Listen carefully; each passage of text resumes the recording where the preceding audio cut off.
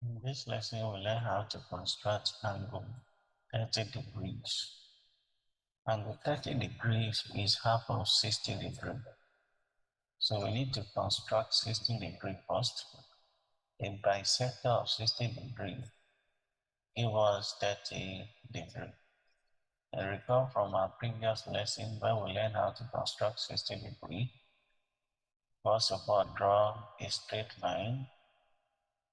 Now let's assume we want the 60 degree to be on this point. So I'm going to make a reference point there. I want my 60 degree to be here. So how do we construct 60 degree? With this our reference point as the center, we'll place the T point of the compass on that reference point.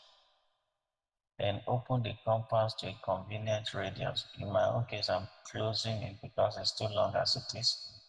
For your own, a compass is closed in its original state, so you need to open it up to a convenient radius with this pencil point here. In this case, my own pencil point is here. I'm going to make an arc. And with the same radius, I make sure that the compass is not closed. I shift the stick point to this place now where the arc meets the line. Place the stick point on that point, then cut the arc that I just drew. Cut the arc here. Where the two arcs meet, I will join it to the reference point, which will give me 60 degrees. If we are there now, let's join and see. Okay, so that is 60 degrees. Let's confirm it with a protractor.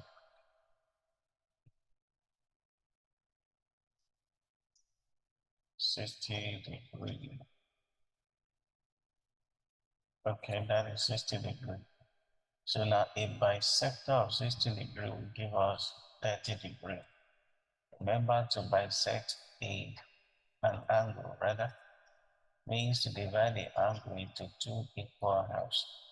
So we want to bisect this angle now, starting from this place to this place. Let me label that as point A and B. So this is my A, and this is my B. I want to bisect this angle to give us 30 degrees. To do that, we will place the stick point. Open the pencil point to a convenient radius and make an arc. Let me start off here so that the arc can cut. I'll make an arc.